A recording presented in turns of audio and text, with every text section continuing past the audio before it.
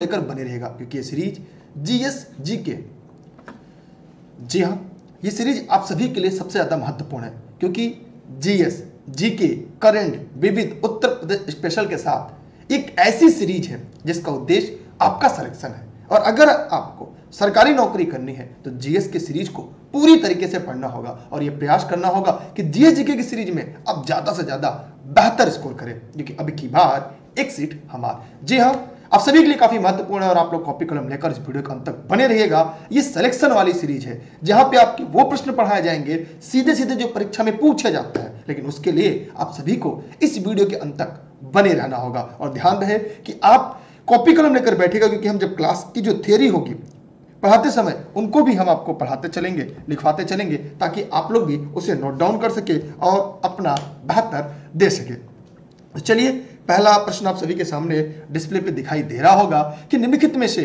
कौन सा एक कारण है पश्चिम बंगाल क्षेत्र में जूट की खेती अधिक ध्यान देने कारण। अच्छा सॉरी, हम लोग चलते हैं प्रश्न नंबर 1 की तरफ। अगला है प्रश्न पहला है कि भगवान बुद्ध की मृत्यु किस स्थान पर हुई थी। जी हाँ मेरे प्यारे साथियों, इस देश के निर्माताओं, जल्दी कमेंट सेक्शन में जाइएगा और कमेंट करके ये जरूर बताइएगा कि जो भगवान बुद्ध की मृत्यु किस स्थान पर हुई थी। ये काफी यूनिक प्रश्न है जहां सबके परीक्षा में सवाल पूछे जाते हैं, तो फटाफट कमेंट करके जवाब दीजिएगा मेरे प्यारे साथियों। भगवान बुद्ध की मृत्यु किस स्थान पर हुई थी? कुशीनगर, कपिलवस्तु, सारनाथ, हस्तिनापुर। यहां पर मैं इस प्रश्न का व्याख्यात्मक हल भी करूंगा, तो चलिए आइए देखते हैं इसकी व्याख्यात्मक हल आपके लिए क्या होगी। पहली बात तो ये जान लीजिएगा कि भगवान बुद्ध का जन्म कहाँ हुआ था। तो भगवान बुद्ध का अगर जन्म की बात की जाए, अगर हम यहाँ पे जन्म की बात करते हैं तो जो भगवान बुद्ध का जन्म था वो 563 ईस्वी में हुआ था कपिलवस्तु के पास लुम्बिनी नामक गांव में। कपिलवस्तु के पास लुम्बिनी नामक जो गांव था वहां पर उनका जन्म हुआ था। ये बुद्ध जो है मल्लों की राजधानी कुशीनगर में 483 ईसा पूर्व तक रहे। 80 साल की आयु में उन्होंने शरीर का त्याग किया और जिसे हम महापरिनिर्वाण कहते हैं। इसलिए इस प्रश्न का जो सही उत्तर होगा वो होगा आपका कुशीनगर। सॉरी, इस प्रश्न का जो सही उत्तर होगा वो क्या होगा आपका कुशीनगर। क्या होगा इस प्रश्न का जो सही उत्तर होगा वो होगा कुशीनगर। इस प्रश्न का सही जवाब क्या है? कुशीनगर। सॉरी, एक मिनट, अब देखते हैं। ये है, इस प्रश्न का उत्तर क्या होगा? कुशीनगर होगा। और उसकी जो मृत्यु की घटना थी इसे महापरिनिर्वाण कहा जाता है। क्या कहा जाता है? लिखना लिखना चाहे तो लिख ले, वैसे आपको सभी को पता होगा, ऐसा कोई नहीं है जिसे यह ना पता हो। ठीक है, ये महापरिनिर्वाण कब हुई थी? 483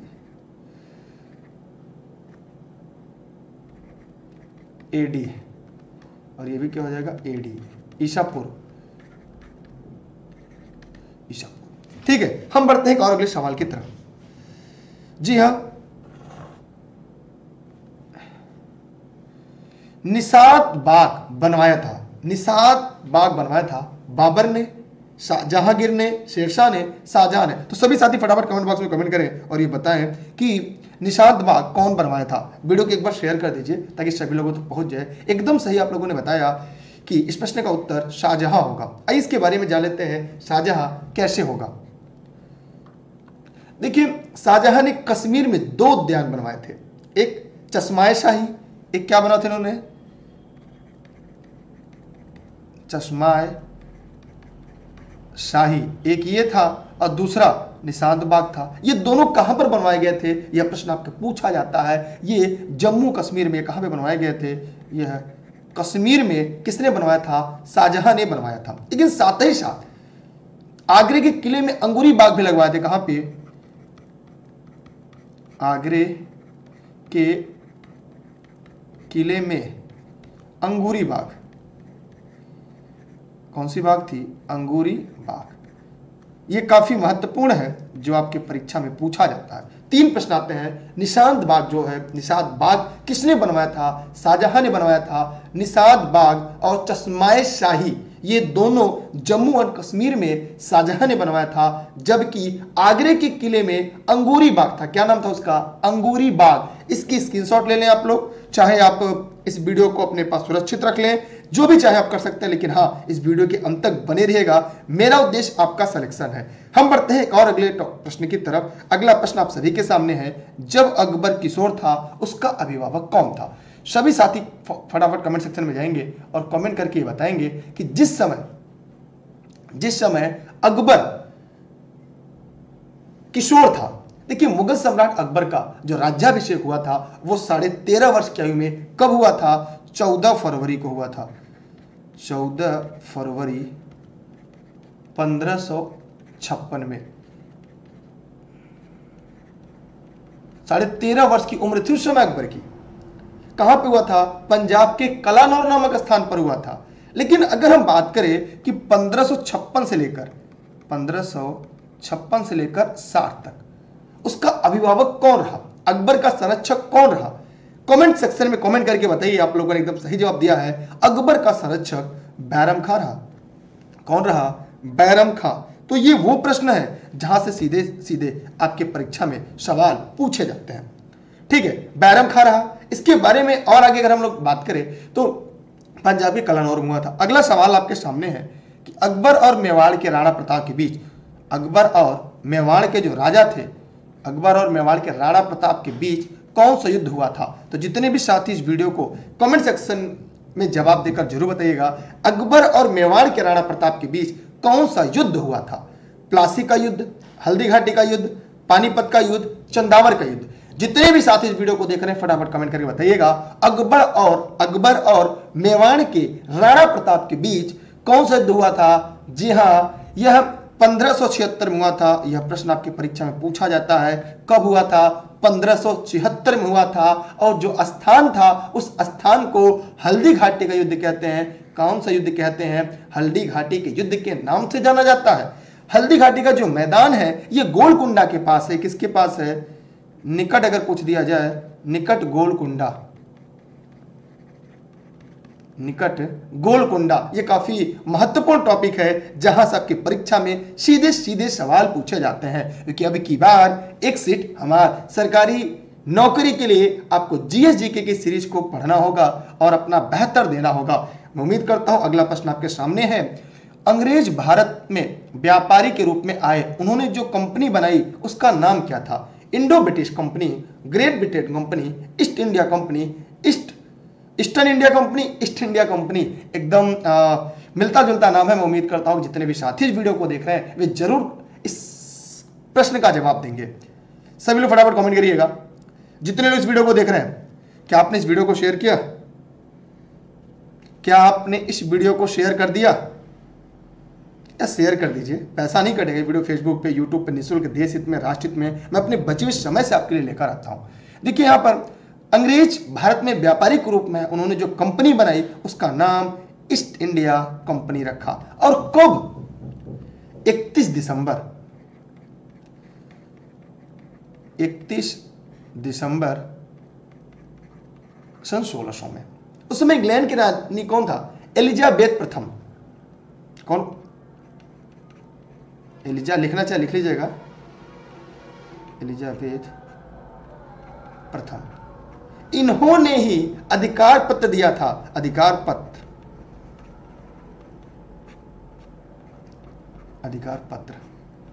पत्र कौन दिया था? एलिजाबेथ फर्स्ट ने 31 दिसंबर सन 1600 में। तो ये काफी इंपॉर्टेंट प्रश्न है। ठीक है, तो इसलिए आप लोग रख लीजिएगा। थोड़ी सी दिक्कत रही है आज की क्लासेज जो नहीं हो पाई थी, और भाई हम भी इंसान हैं, तो अगली क्लासेज आपके समय से रन होगी। ठीक है, आज की जो क्लासेज एक दो छूट गई हैं, कल से होंगी। मतलब अब्दुल गफ्फार खान ने भारतीय स्वतंत्रता के पक्ष में कौन सा काम किया था जो अंग्रेजों के विरुद्ध था? अब्दुल गफ्फार खान ने भारतीय स्वतंत्रता के पक्ष में कौन सा काम किया था जो अंग्रेजों के विरुद्ध था? जितने भी साथी इस वीडियो को देख रहे हैं वे कमेंट सेक्शन में कमेंट करें। ये भारतीय राष्ट्रीय आंदोलन के नाम से आपके परीक्षा में सवाल आता है, ये आधुनिक भारत के इतिहास के नाम से आपकी परीक्षा में सवाल आता है। तो मैं उम्मीद करता हूं इसका जवाब सभी लोग बताइएगा। ठीक है, अब कह रहा है कोई क्यों गलत पढ़ा रहे हो भैया, बता जरा सही बताए तो। ठीक है, अब यहां पे ध्यान दीजिएगा, इस प्रश्न का जो सही उत्तर होगा वो होगा लाल कुर्ती सेना का गठन। ठीक है, हाँ, इसके बाद ये जीएस जीके क्लास चलती रही। इसके अलावा टॉपिक की क्लास हम कल से लेकर आ रहे हैं। अगले दिन से हम आपके लिए टॉपिक की क्लास थियरी के लेकर आ रहे हैं, ठीक है। लाल कुर्ती सेना, लाल कुर्ती सेना का गठन खान अब्दुल गफ्फार खान ने किया था। कब किया था? 1937 में किया था, 1937 में किया था। तो अब्दुल गफ्फार खान ने भारतीय स्वतंत्रता के पक्ष में लाल कुर्ती सेना का गठन किया था, जो अंग्रेजों के विरुद्ध था। कब? 1937 में। मेरा एक सवाल आप सभी से है कि सीमांत गांधी किसे कहते हैं? तो सीमांत गांधी किसे कहते हैं, जरा कमेंट सेक्शन में कमेंट करके बताइएगा। सीमांत गांधी किसे कहते हैं? सभी साथी फटाफट कमेंट करके जवाब दीजिएगा कि सीमांत गांधी किसे कहते हैं। सभी लोग फटाफट जवाब दीजिएगा, क्योंकि अभी की बार एक सीट हमारा। ठीक, आगे चलते हैं अगले सवाल की तरफ। इसके स्क्रीनशॉट आप लोग रख लीजिएगा, सभी लोग स्क्रीनशॉट रख लीजिए। अगला सवाल आपके सामने है, इनमें किसने सत्याग्रह सभा द्वारा अधिनियम के विरुद्ध आंदोलन गठित किया? जी हां, महात्मा गांधी, मदन मोहन मालवीय, मजहर उल हक, डॉक्टर राजेंद्र प्रसाद। तो मेरे प्यारे साथियों, इस देश के निर्माताओं, आप लोग फटाफट कमेंट कर बताइए। महात्मा गांधी, मदन मोहन मालवीय, मजहर उल हक, डॉक्टर राजेंद्र प्रसाद। देखिए, इस प्रश्न का उत्तर सभी लोगों ने बताने का प्रयास किया और लोगों के जवाब भी सही आ रहे हैं। जी हां, यहां पे ध्यान देने योग्य बात है कि महात्मा गांधी ने सत्याग्रह सभा द्वारा अधिनियम के विरुद्ध आंदोलन गठित किया। किसने? महात्मा गांधी ने सत्याग्रह सभा द्वारा अधिनियम के विरुद्ध क्या किया? आंदोलन गठित किया। इसलिए इस प्रश्न का जो सही उत्तर होगा महात्मा गांधी होगा। क्या होगा? महात्मा गांधी। ठीक है, आगे देखते हैं। अयप्पा का मंदिर अवस्थित है केरल में, कर्नाटक में, तमिलनाडु में और गुजरात में। तो जितने भी साथी इस वीडियो को देख रहे हैं वे कमेंट सेक्शन में जाएंगे और कमेंट करके बताएंगे। सभी लोग फटाफट कमेंट करिए, जवाब दीजिए। सिलेक्शन लेना है तो कैसे सिलेक्शन लेंगे? देखिए, अयप्पा का जो मंदिर है ये कहां पर है? ये केरल राज्य में है। कहां पर है? यह है केरल राज्य में है। और ये सबरीमाला के अयप्पा मंदिर में जो मुकराविल्लुम भी आयोजित होता है।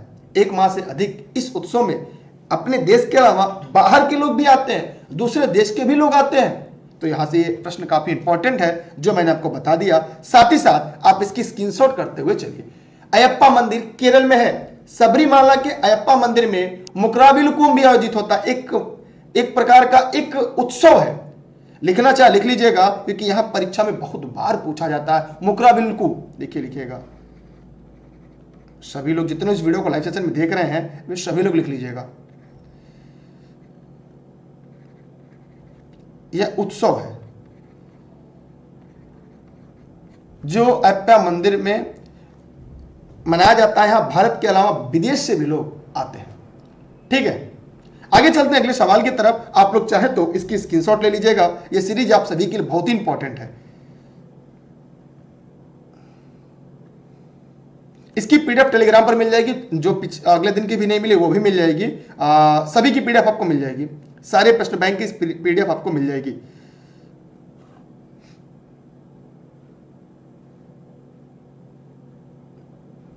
चलिए, अगला है, हम्पी का खुला संग्रहालय किस राज्य में है? हम्पी का खुला संग्रहालय कर्नाटक, राजस्थान, आंध्र प्रदेश, तमिलनाडु। सभी साथी फटाफट कमेंट करें। हम्पी का खुला संग्रहालय कर्नाटक राज्य में अवस्थित है। कहां पे है? कर्नाटक राज्य में है। कहां पर है? कर्नाटक राज्य में है। हम्पी मध्यकाल में ये क्या थी? हम्पी जो थी ये मध्यकाल में विजयनगर की राजधानी भी थी। याद रखिएगा, मध्य भारत में अगर हम बात करें या मध्यकाल में अगर हम बात करें तो हम्पी विजयनगर की एक राजधानी भी थी। अब हम बात करते हैं प्रश्न नंबर 10 की। 10 कह रहा है, इसमें से कौन सी राज्य की भाषा है? अगर राज्य की भाषा की हम बात करें तो ये भारतीय संविधान के, अगर हम संविधान के 8वीं अनुसूची, 8वीं अनुसूची में कुल 22 भाषाएं, कौन सी कितनी भाषाएं हैं? 22 भाषाएं हैं। इस 22 भाषाओं में कौन सी राज्य की भाषा है? सभी साथी फटाफट कमेंट करिएगा। जी हां मेरे प्यारे शिक्षक साथियों, इस देश के निर्माताओं, ठीक है, चलिए आपको बधाई हो, शुभकामनाएं मेरी तरफ से।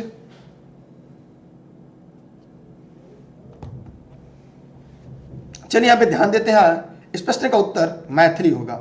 मैथिली अगर हम बात करें तो ये बिहार राज्य में बोली जाती है। कहां पे? यह बिहार राज्य में बोली जाती है। किस राज्य में? ये बिहार राज्य में बोली जाती है और भारतीय संविधान के 8वीं अनुसूची में इसे सम्मिलित किया गया है। ठीक है, तो मैथिली एक राज्य की भाषा है। सबको समझ में आया? किसी के मन में कोई प्रश्न हो किसी के मन में? और दूसरी बात करें तो राज्य की भाषा। अब संस्कृत की बात करें, यहां पे संस्कृत भी आपके लिए, इसके लिए हम आगे बताएंगे संस्कृत के लिए क्या क्या चीजें हैं, क्यों जिम्मेदार है संस्कृत, इसके बारे में भी मैं आगे आपको बात बताऊंगा कि संस्कृत का क्या फंडा है। ठीक, कश्मीरी, राजस्थानी, इन सभी के बारे में हम लोग आगे देखेंगे। भारतीय संविधान की जो 8वीं अनुसूची है उसके द्वारा हम लोगों ने इस तथ्य को पढ़ लिया।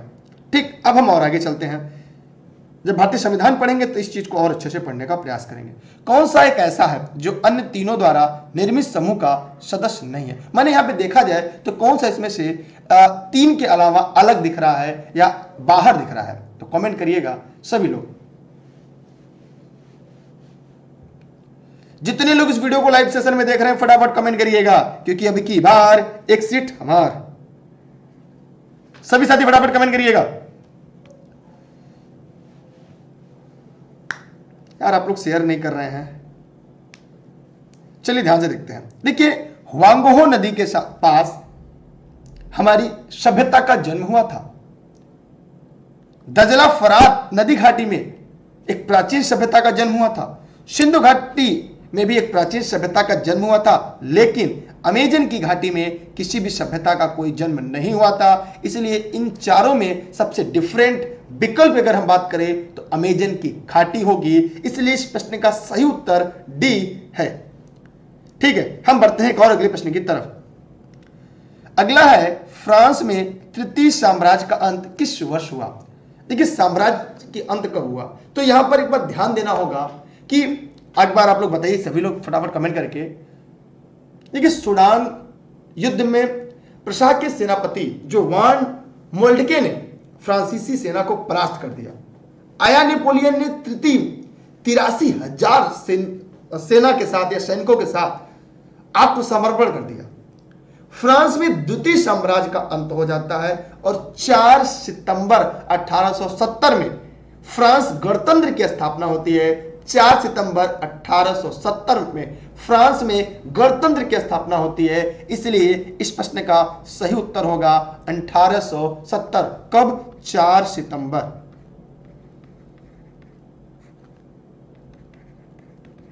ठीक है, 4 सितंबर 1870। अब हम चलते हैं एक और अगले प्रश्न की तरफ। आप लोग इसके स्क्रीनशॉट चाहे तो रख लें, बाकी आपकी मर्जी। ठीक है, किसी के मन में कोई सवाल हो, कोई प्रश्न हो तो जरूर पूछ सकता है। अगला सवाल है, इटली के एकीकरण के लिए मुख्य रूप से उत्तरदायी था बिस्मार्क, गैरिबाल्डी, सान मार्टिन, स्काउट काबूर। देखिए, इटली के एकीकरण के लिए काउंट काबूर मुख्य रूप से उत्तरदायी था। 1852 की घटना है। 1852 में वो पिडमांट सार्डिनिया का प्रधानमंत्री बना। क्रीमिया के युद्ध में काबूर ने इंग्लैंड और फ्रांस का सहयोग कर दोनों देशों की सहानुभूति प्राप्त कर ली। इसी सहयोग के बल पर काबूर ने ऑस्ट्रेलिया से जो लोम्बार्डी का क्षेत्र प्राप्त किया और इटली एकीकरण की प्रक्रिया यहीं से शुरू होती है। इसलिए इस प्रश्न का उत्तर क्या होगा? जी हां, इस प्रश्न का सही उत्तर होगा काउंट काबूर।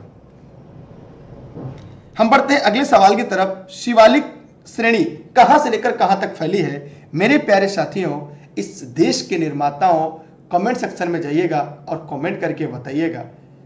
देखिए, अगर शिवालिक श्रेणी की बात की जाए तो शिवालिक श्रेणी ये हिमालय की सबसे दक्षिण की सीरीज है और सबसे नवीन पर्वत श्रेणियों में है। शिवालिक श्रेणी पोतवार बेसिन और तिस्ता के बीच फैली है। कहां से? पोतवार बेसिन से लेकर तिस्ता तक फैली हुई है। मतलब इस प्रश्न का उत्तर तो बी हो गया। लेकिन साथ ही साथ शिवालिक श्रेणी की अगर ऊंचाई की बात करें तो लगभग 1220 मीटर से कम है। शिवालिक श्रेणी के उत्तर में, अगर उत्तर में लघु हिमालय है, उसके उत्तर में महान हिमालय है, उसके उस पार ट्रांस हिमालय है, तो ये शिवालिक के बारे में आप लोग ये जानते रहिएगा। ठीक है, क्या आप लोग को समझ में आ रहा है? जितने लोग इस वीडियो को लाइव सेशन में देख रहे हैं जरा कमेंट करके बताएं कितने लोग को समझ में आ रहा है।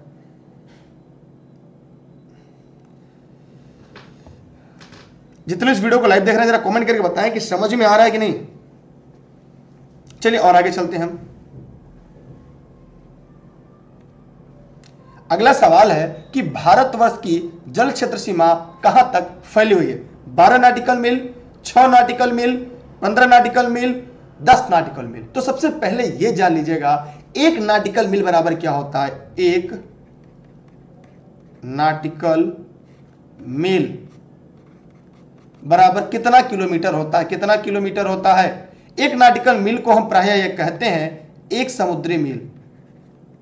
1 समुद्री मील। तो जितने भी साथी इस वीडियो को देख रहे हैं वे सभी साथी कमेंट सेक्शन में कमेंट करके बताएंगे। यह दोनों आपको किलोमीटर में बताना है। जी हां मेरे प्यारे साथियों, इस देश के निर्माताओं, जरा कमेंट सेक्शन में जाइएगा और कमेंट करके बताइएगा। ठीक है, आइए हम इस पे बात करते हैं कि भारतवर्ष की जो जल सीमा क्षेत्र है यह 12 नॉटिकल मील तक है। कहां तक?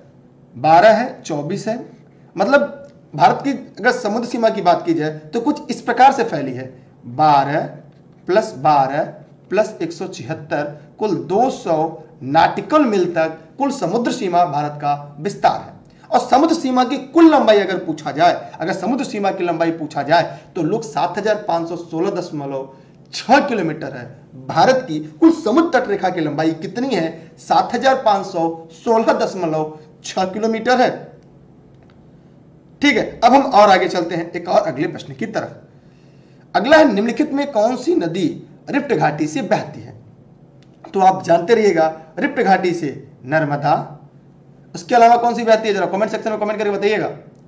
नर्मदा के अलावा कौन सी है जो रिफ्ट घाटी से बहती है? नर्मदा, ताप्ती, दामोदर, ये नदियां रिफ्ट घाटी से बहती हैं। कहां से? रिफ्ट घाटी से, भ्रंश घाटी से बहती हैं। इसलिए इस प्रश्न का उत्तर यहां पर क्या होगा? नर्मदा इसका सही और राइट आंसर होगा। अब हम और आगे चलते हैं अगले प्रश्न की तरफ। लोगों ने एकदम सही जवाब दिया है। स्थानीय अमेरिकी भारतीय लोगों को क्या नाम दिया गया? नर्मदा नदी अगर मध्य प्रदेश में विंध्याचल पर्वत श्रेणी की अमरकंटक पहाड़ी से भी निकलती है। ठीक है, यह सतपुड़ा और विंध्याचल घाटी के बीच से बहती है। यहां आप लोग सवाल का जवाब जरूर दीजिएगा जितने भी साथी देख रहे हैं। स्थानीय अमेरिकी भारतीय लोगों को क्या नाम दिया जाता है? बताइए। स्थानीय अमेरिकी भारतीय लोगों को अमेरिंडीज नाम दिया जाता है। इसलिए इस प्रश्न का उत्तर सी होगा। यह आपके सामने कुछ नया प्रश्न आया होगा या जो ई लर्निंग विद दुर्गेश पे लगातार पढ़ रहे हैं उनको इस प्रश्न का उत्तर पता होगा। ठीक है, अब हम और आगे चलते हैं। इसकी स्क्रीनशॉट आप लोग जरूर रख लीजिएगा अपने पास। अगला सवाल है आपके सामने, निम्नलिखित में से कौन सा एक कारण पश्चिम बंगाल क्षेत्र में जूट की खेती पर अधिक ध्यान देने के कारणों में से नहीं है? समतल स्थलाकृति है, जड़ोल मिट्टी है, जल की उपलब्धता है लेकिन पूंजी की उपलब्धता नहीं है। यह गलत है, इसलिए इस प्रश्न का सही उत्तर डी होगा। ठीक, चलते हैं एक और अगले प्रश्न की तरफ। आप चाहे तो इसकी स्क्रीनशॉट रख लें। विश्व में सबसे अधिक गंधक का उत्पादन कहां होता है? बताइए, विश्व में सबसे ज्यादा गंधक का जो उत्पादक है वो कहां पर होता है? आइए यहां पे ध्यान से देखते हैं हम लोग जितने इस वीडियो को लाइव देख रहे हैं। विश्व में सबसे ज्यादा गंधक मैक्सिको में होता है। देखिए, मैक्सिको की अगर हम बात करें तो मैक्सिको के जो खाड़ी तटीय क्षेत्र है, टेक्सास है, लुइजियाना है, में 200 से अधिक क्षेत्रों में गंधक के जमाव मिलते हैं। और चांदी के उत्पादन में भी मैक्सिको पहले स्थान पर है।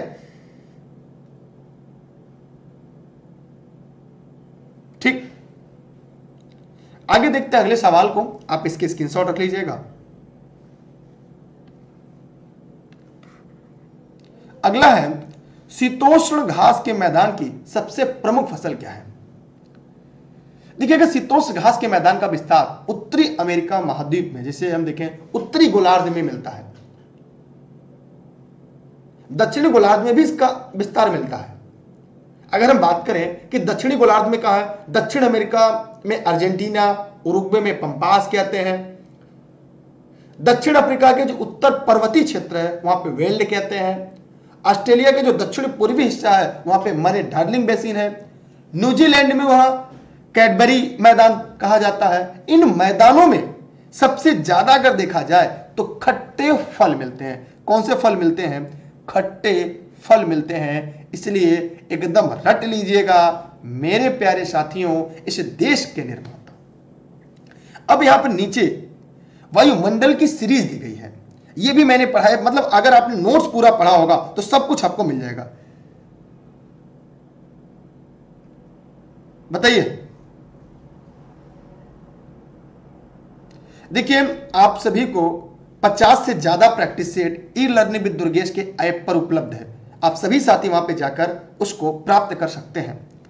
ठीक है, चलिए यहां पे देखते हैं। सबसे पहले अगर हम बात करें तो यहां पे स्ट्रेटोस्फीयर होगा, ट्रोपोस्फीयर। मैं यहां पे लिखता चल रहा हूं और आप लोग क्रम बाई क्रम चाहे तो सेट कर लें। पहले तो हो जाएगा आपका ट्रोपोस्फीयर। सभी लोग जितने इस वीडियो को लाइव देख रहे हैं वो एक कमेंट सेक्शन में कमेंट करके बताएं, क्योंकि ऐसे ही प्रश्न आपके। ट्रोपोस्फीयर हो गया, उसके बाद स्ट्रेटोस्फीयर आएगा, स्ट्रेटोस्फीयर हो जाएगा, उसके बाद मेसोस्फीयर आएगा। लिखना चाहे लिख लीजिए यार, अब आपको बताना पड़ेगा अब तो बेकार ही है। मेसोस्फीयर हो जाएगा, फिर उसके बाद आइनोस्फीयर होगा, उसके बाद आइनोस्फीयर हो जाएगा, आइनोस्फीयर के बाद एक्सोस्फीयर हो जाएगा। ठीक है, तो ये 5 आपके मंडल है। अब बताइए इसका सबसे सही उत्तर क्या होगा? तो यहां पर आप लोगों ने देखा कि इस प्रश्न का सही जवाब है पहले क्षोभ मंडल है, समताप मंडल है, मध्य मंडल है, बाह्य मंडल है। ठीक है, यहां पे आइनोस्फीयर है, तो जिस हिसाब से क्रम दिया था उस क्रम से आप लोग यहां पे सेट कर सकते हैं। देखिए आप लोग इसकी पीडीएफ के लिए आप लोग टेलीग्राम ज्वाइन कर लीजिएगा। जितने भी साथी इस वीडियो को देख रहे हैं वे सभी, मैं बार बार कहूंगा टेलीग्राम जरूर ज्वाइन कर लें। टेलीग्राम ऐप इंस्टॉल करिएगा, सर्च करिएगा दुर्गेश सर, बिना स्पेस के ई लर्निंग विद दुर्गेश आएगा, उसे ज्वाइन कर लीजिएगा। ठीक, चलते हैं एक और अगले सवाल की तरफ। इसकी स्क्रीनशॉट आप लोग कर लीजिएगा। ये परीक्षा वाले सवाल हैं जो आपके लिए तैयार किए गए हैं। ठीक, बाकी आपकी मर्जी। अगला है आपके सामने, बिजड़ क्या है? बिजड़ क्या है? जैसे बिजड़ है, चिनुक है, लू है, ये है क्या? बिजड़ है, चिनुक है, लू है, ये किसी भी स्थान विशेष पर चलने वाली अस्थाई पवनें हैं। ये क्या है? एक अस्थाई पवन है। बिजड़ के बारे में बात करें तो बिजड़ या हिम झंझावट ध्रुवीय हवाएं होती हैं जो कि बर्फ के कणों से लिपटी होती हैं। इनका प्रवाह क्षेत्र, अगर इनके प्रवाह क्षेत्र की बात करें तो उत्तरी तथा दक्षिणी ध्रुवीय क्षेत्र कि जो साइबेरिया, कनाडा, संयुक्त राज्य अमेरिका, इनकी गति लगभग 80 से 90 किलोमीटर प्रति घंटा होती है। जब ये आते हैं तो जो तापमान सतह के बर्फ से आच्छादित हो जाती है, जो इसके आगमन से जब ये आता है तो जो तापमान होता है, ये जो सतह की बर्फ होती है इसे ढक जाता है और शीतलहर चलने लगती है। मतलब ये जब आती है तो शीतलहर का आगाज होता है। कहां कहां पे? इसका प्रवाह क्षेत्र उत्तरी दक्षिणी ध्रुवीय क्षेत्र में, साइबेरिया, कनाडा, यूएसए में है। और इसी के साथ एक चिनुक भी आता है। चिनुक को बर्फ खाने वाली हवा कहते हैं। यह एंटार्कटिक है। ये क्या है? एंटार्कटिक। ठीक है, 66.5 डिग्री के ऊपर ये पाए जाते हैं। आई बात समझ में आप लोग को? अगर आप चाहते तो इसकी स्क्रीनशॉट अपने पास रख लें। ये एक अस्थाई पवन, ये एक स्थानीय पवन है। आप लोग को जब हम विश्व भूगोल की सीरीज पढ़ाएंगे तो मैं आपको यहां बताऊंगा, और मैं आपके लिए कल से ही एक सीरीज का आगाज कर रहा हूं और मैं चाहूंगा वो सीरीज आपके लिए भी कंटिन्यू रहे। ठीक है, एक नई सीरीज हम शुरू कर रहे हैं, सामान्य अध्ययन की जीएसजी के सीरीज, क्योंकि अब की बार एक सीट हमारा। अगला है कि भारत में संविधान सभा की अब जब 31 अक्टूबर 1947 को बैठक हुई, इसकी सदस्य संख्या क्या थी? भारत के संविधान सभा की जब 31 अक्टूबर 1947 को बैठक हुई तब घटी हुई सदस्य संख्या कितनी थी? 311 थी, 399, 299, 290। फटाफट कमेंट करिएगा मेरे प्यारे साथियों। ये सिलेक्शन वाली क्लास है और आप लोग इस क्लास में अंत तक बने रहिएगा। और क्लास का टाइमिंग तो पता है आप लोग को ना? कितने ऐसे लोग हैं जिन्हें क्लास की समय पता है? प्रश्न का सही उत्तर जो होगा वह है आपका 299 है। यहां कितना होगा? 299 इस प्रश्न का सही जवाब है। ठीक है, किसी के मन में कोई सवाल हो, कोई प्रश्न हो तो जरूर पूछ सकता है। हम चलते हैं एक और अगले प्रश्न की तरफ, आप लोग इसके स्क्रीनशॉट रख लें।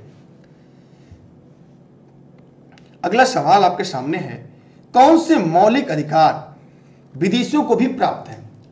तो उन सभी के बारे में मैंने नोट्स में जिक्र किया है। अगर आप लोगों ने नोट्स पढ़ी होगी लर्निंग विद दुर्गेश का, तो वहां पे आपको मिल गया होगा, क्योंकि गेस्ट के रूप में निःशुल्क देश हित में राष्ट्रहित में आपके लिए क्लास लेकर आते हैं अपने बचे हुए समय से। लेकिन यहाँ पे इस प्रश्न का उत्तर क्या होगा? देश में कहीं भी स्वतंत्रतापूर्वक यात्रा करने, निवास करने का अधिकार, धर्म, वर्ण, जाति, लिंग के आधार पर भेदभाव से सुरक्षा का अधिकार, जीवन और व्यक्तिगत स्वतंत्रता की सुरक्षा का अधिकार। तो यहां पर हम बात करेंगे कि संविधान का अनुच्छेद 21 गारंटी देता है। कौन सा?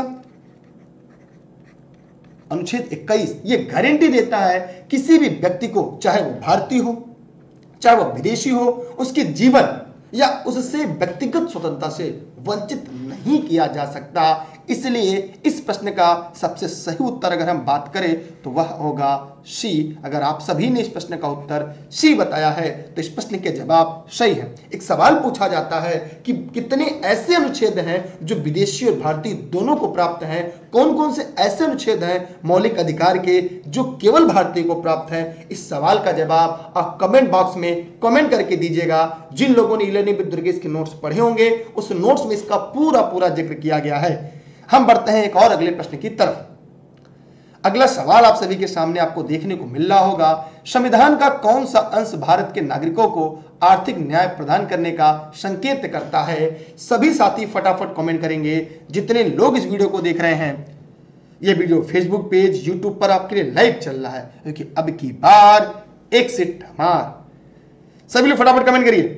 अच्छा, देखते ज्यादा लोग हैं, कमेंट कम करते हैं। बताइए सभी लोग फटाफट कमेंट करके कमेंट सेक्शन में, जितने इस वीडियो को लाइव सेक्शन में देख रहे हैं। चलिए यहां पे हम लोग ध्यान से देखते हैं आपके प्रश्न का जवाब। यहां पे इस प्रश्न का उत्तर क्या होगा?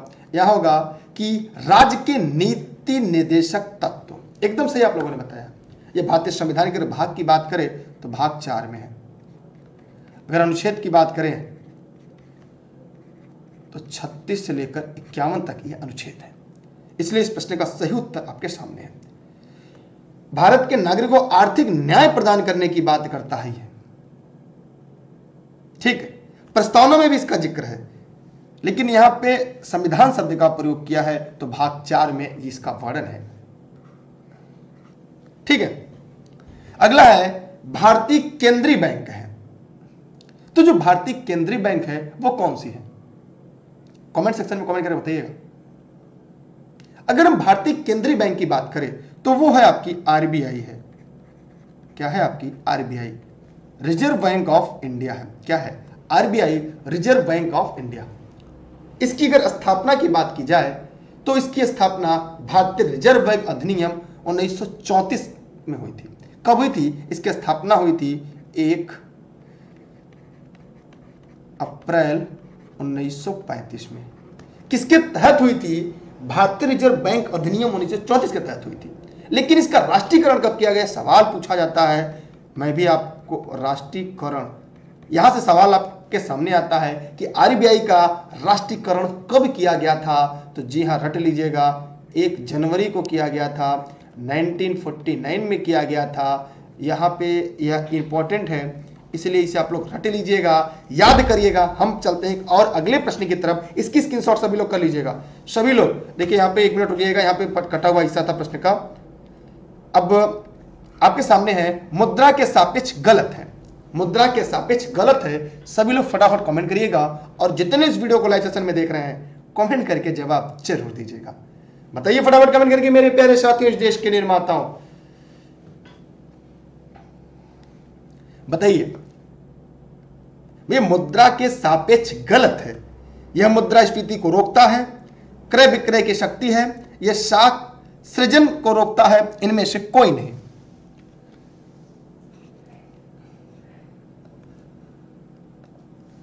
बताइए सभी लोग फटाफट कमेंट करें। आइए यहां पे ध्यान से देखते हैं। यह मुद्रास्फीति को रोकता है। यह बात गलत है। क्रय विक्रय की शक्ति ये सही है, इसमें साख का सृजन होता है, यहां इसका कोई मतलब ही नहीं है। तो यहां पर हमें जानते हैं मुद्रा वह माध्यम है, लिख लीजिएगा, मुद्रा वह माध्यम है जो बिना किसी मूल्यह्रास के, जो बिना किसी मूल्यह्रास के किसी भी वस्तु का स्वरूप धारण कर लेती है। मुद्रा वह माध्यम है जो बिना किसी मूल्य के ह्रास के किसी भी वस्तु का स्वरूप धारण कर लेती है। इसलिए इस प्रश्न का सही उत्तर ए जो गलत है वही सही है, यह मुद्रास्फीति को रोकता है। मतलब इस प्रश्न का अगर आपको सही उत्तर लगाना है तो इसका विकल्प आपको ए चयन करना होगा। कितने लोग को समझ में आ गया, जरा कमेंट करके जवाब दीजिएगा। सभी साथी फटाफट कमेंट सेक्शन में कमेंट करिएगा। मेरे प्यारे साथियों, इस देश के निर्माताओं, यहां पे एक सवाल है आपके सामने, संयुक्त राष्ट्र दिवस कार्यक्रम यूएनडीपी का मुख्यालय कहां पर स्थित है? तो बताइए फटाफट कमेंट करके कि यूएनडीपी का मुख्यालय कहां पर है। संयुक्त राष्ट्र विकास कार्यक्रम का मुख्यालय न्यूयॉर्क में है, और न्यूयॉर्क आपके अमेरिका में है। न्यूयॉर्क कहां पे है? अमेरिका में है।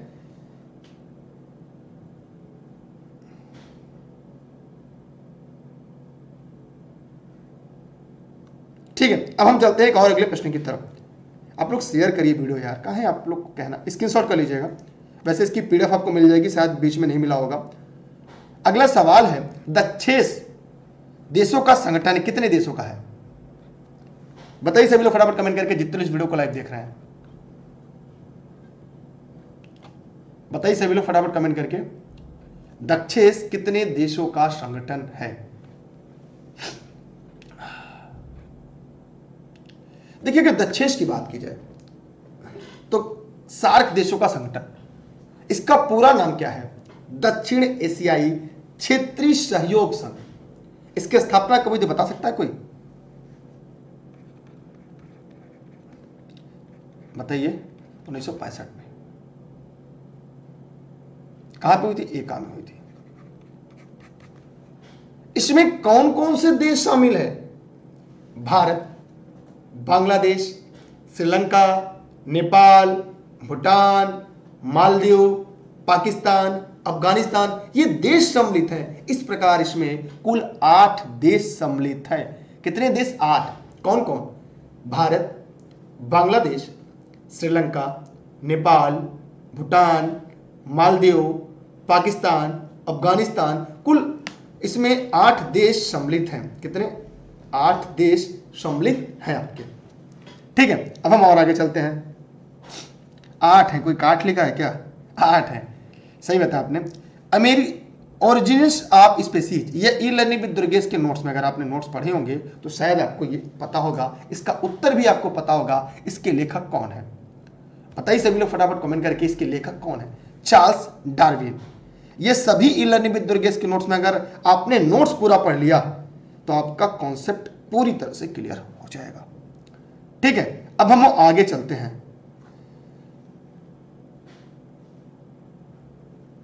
स्क्रीनशॉट कर लीजिए आप लोग। अगला सवाल है, हम्बर्ट कौन सी पुस्तक का मुख्य पात्र है?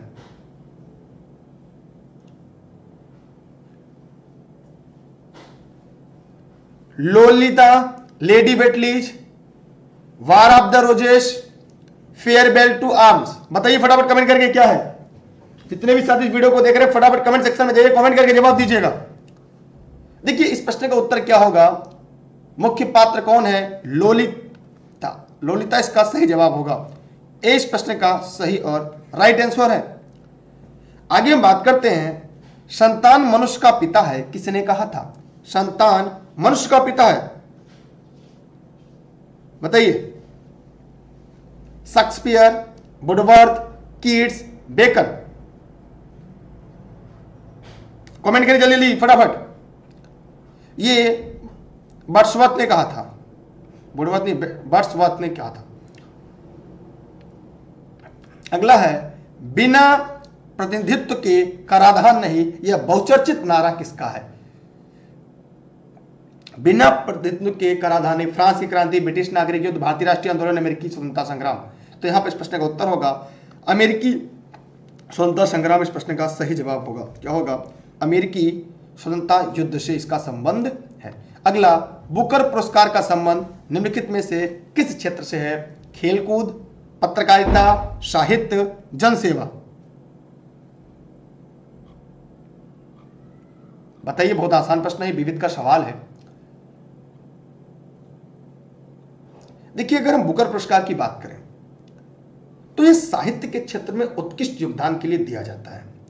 इसकी शुरुआत 1968 में हुआ था। अगर शुरुआत की बात की जाए तो यह 1968 में इसकी शुरुआत हुई थी। यह पुरस्कार संघ द्वारा संयुक्त रूप से दिया जाता है। ठीक है, तो यहां पे आप लोग जानते रहिएगा। इस प्रश्न का सही उत्तर क्या होगा? सी होगा, साहित्य के क्षेत्र में। पुरस्कार और संबंधित क्षेत्रों की निम्नलिखित जोड़ी में कौन सी मेल सही नहीं है? तो अब बताइए फटाफट, कौन सी सही नहीं है? यहां पे पूछा है मेल सही नहीं है, क्योंकि ऐसे प्रश्न आपके परीक्षा में आते हैं। बताइए सभी लोग फटाफट कमेंट करके, जितने इस वीडियो को लाइव सेशन में देख रहे हैं। कलिंग पुरस्कार विज्ञान की प्रसिद्धि के लिए, सही बात। बुकर पुरस्कार साहित्य में। पुलित्जर पुरस्कार धर्म में विकास के लिए। बोरगोल पुरस्कार किसी के लिए? यहां पे ये गलत है, ये पत्रकारिता के लिए है। लिख लीजिएगा सभी लोग, पत्रकारिता के लिए। मतलब इस प्रश्न का सही उत्तर क्या होगा? सी। जो गलत है वही आपका सही होगा। तो जितने लोग इस वीडियो को देख रहे हैं, जरा कमेंट सेक्शन में कमेंट करिए, क्या आप लोगों को समझ में आ रहा है? क्या किसी के मन में कोई डाउट है, किसी के मन में कोई सवाल है तो जरूर पूछ सकता है। भाई सिलेक्शन लेना है, सरकारी नौकरी करनी है। वीडियो साफ तो दिख रहा है ना? अगला सवाल है, बास्केटबॉल के खेल में प्रत्येक टीम में कितने खिलाड़ी होते हैं? यह सब आपके नोट्स में होगा। बास्केटबॉल के खिलाड़ियों की संख्या 5 होती है। कोर्ट की लंबाई 28 मीटर, चौड़ाई 15 मीटर होती है। यहां सवाल आते हैं आपकी परीक्षा में। बास्केटबॉल से संबंधित अगर देखा जाए तो गोल्ड कप है, ईगल ट्रॉफी है, राष्ट्रीय चैंपियनशिप है, फेडरेशन कप है, Amiri cup, Asia cup, William Jones cup, यहां तक कि बित्ती, टाउन मेमोरियल आदि ट्रॉफी है। लेकिन इस प्रश्न का जो सही उत्तर है वो होगा 5। तो आपने भी प्रश्न उत्तर 5 ही बताया होगा। अगला है, यार आप लोग अपने साथियों को भी डेली लाइव समय से लेकर आया करिए। किस वर्ष भारतीय हॉकी दल ने ओलंपिक में स्वर्ण पदक जीता था? कमेंट करिएगा सभी लोग, किस वर्ष? तो इसका उत्तर होगा 1980। हॉकी दल ने ओलंपिक में स्वर्ण जीता था। अभी तक ओलंपिक में कुल कितने पदक भारत ने पाए हैं?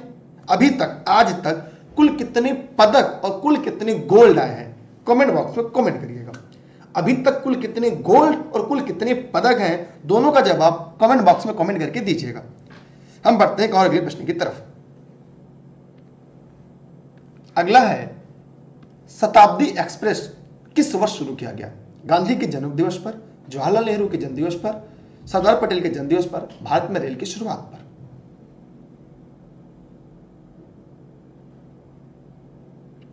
बताइए सभी लोग फटाफट कमेंट करके। भैया सिलेक्शन लेना है, इसे जवाब देंगे? बताइए कैसे देंगे जवाब?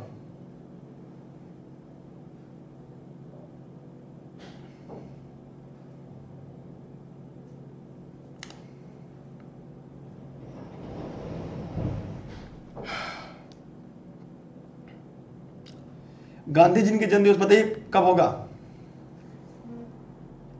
भारत में सबसे पहली शताब्दी एक्सप्रेस 10 जुलाई 1988 की नई दिल्ली में और झांसी के बीच शुरू की गई थी। बाद में इसे 19 फरवरी को भोपाल तक बढ़ा दिया गया। इसे नई दिल्ली भोपाल शताब्दी के नाम से भी जाना जाता है और भारत की सबसे तेज चलने वाली गाड़ी है। लगभग 140 किलोमीटर प्रति घंटा की चाल से ये चलती है और अभी तो 14 शताब्दी एक्सप्रेस चल रही है। यह है पंडित जवाहरलाल नेहरू के जन्मदिवस पर। आरबीआई के पहले गवर्नर कौन थे? आरबीआई के पहले गवर्नर कौन थे? कमेंट करके जवाब दीजिएगा। आरबीआई के पहले गवर्नर कौन थे? जितने भी साथी इस वीडियो को देख रहे हैं वो कमेंट सेक्शन में जाइएगा और कमेंट करके बताइएगा कि आरबीआई के पहले गवर्नर कौन थे। जवाब सही है, लेकिन यहां पे ध्यान देना है, प्रथम पूछा है भारतीय। तो पहले भारतीय कौन थे? सीडी देशमुख थे। कौन थे? सीडी देशमुख पहले भारतीय गवर्नर थे। ये 1943 से 1949 तक थे। इनका कार्यकाल अगर बात करें तो 1943 से 49 तक था। ठीक है, आगे है आपके सामने सवाल, सॉफ्टा क्या है? ध्यान दीजिएगा, सॉफ्टा क्या है? यहां पे प्रश्न आया है, सॉफ्टा क्या है? तो बताइए सभी लोग, फटाफट कमेंट करें, सॉफ्टा क्या है? बताइए मेरे प्यारे साथियों। देखिए, आप लोग सभी लोग टेलीग्राम जरूर ज्वाइन कर लीजिएगा। टेलीग्राम के लिए आप दुर्गेश सर सर्च करके ई लर्निंग विद दुर्गेश पर जुड़ सकते हैं। सभी क्लास और नोट्स के लिए इन नंबर पर व्हाट्सएप करके आप जानकारी ले सकते हैं। जितने इस वीडियो को देख रहे हैं, आप इन नंबरों पर व्हाट्सएप करके जानकारी सभी लोग प्राप्त कर सकते हैं। साथ ही साथ Facebook page, Instagram, Twitter, YouTube e learning with Durgesh है, जहाँ पे मेरी भी क्लासेस और लोगों की भी क्लासेस मिलती रहती हैं। और घर बैठे ऑनलाइन क्लास नोट्स के संबंध में अगर कोई जानकारी चाहिए, इन नंबरों पर आप व्हाट्सएप करके जानकारी ले सकते हैं। यह सभी क्लास आपके जौनपुर जनपद के सिराजे हिंद से आपके लिए लाइव चल रही है, क्योंकि अभी की बार एक सीट हमार। तो यहाँ पर इस प्रश्न का जो सही उत्तर होगा यह है, आधारभूत उद्योगों के लिए अंतर्राष्ट्रीय ऋणदाता एजेंसी, भारतीय मुद्रा बाजार में कार्यरत एक अमेरिकी कंपनी, सार्क देशों के बीच स्थापित मुख्य व्यापार क्षेत्र, विकास को गति देने के लिए गठित सार्क देशों की आपसी सहयोग समिति। तो यहाँ पर इस प्रश्न का सही उत्तर होगा कि सार्क देशों के बीच स्थापित मुक्त व्यापार क्षेत्र। माने इस प्रश्न का सही उत्तर सी होगा। अगर आपने भी इस प्रश्न का उत्तर सी बताया है तो आपके जवाब सही है। आज की क्लास यहीं पे समाप्त होती है। अगर आप सभी के मन में कोई प्रश्न आता है, कोई सवाल आता है, जरूर पूछेगा। टेलीग्राम पे सभी लोग ज्वाइन करके रखिएगा, क्योंकि हर क्लास की नोटिफिकेशन, इसकी पीडीएफ, नोट्स की पीडीएफ सब कुछ आपको मिल जाएगी। साथ ही साथ आप लोग आज ही ई लर्निंग विद दुर्गेश का ऐप प्ले स्टोर से डाउनलोड कर लीजिएगा, और वहां पर भी आपको सभी क्लासेज आपको मिल जाएंगी। और अन्य कोई सवाल हो तो जरूर पूछ सकते हैं, चाहे आप इसे फेसबुक पे देख रहे हैं, चाहे इसे यूट्यूब पर देख रहे हैं, जहां भी देख रहे हैं सवाल पूछ सकते हैं। ये भी आपका ही अधिकार है। बस अपना बेहतर देते रहिएगा, क्योंकि रेस के घोड़े हमेशा रेस में अच्छे लगते हैं, खेत में नहीं, और आप एक रेस के घोड़े हैं। थैंक यू आप सभी का। जय हिंद, जय भारत। वीडियो को शेयर करिएगा सभी साथी। अगली क्लासेस जो होने वाली है वो सभी लिंक आपको टेलीग्राम पर जरूर मिलेंगी। Thank you.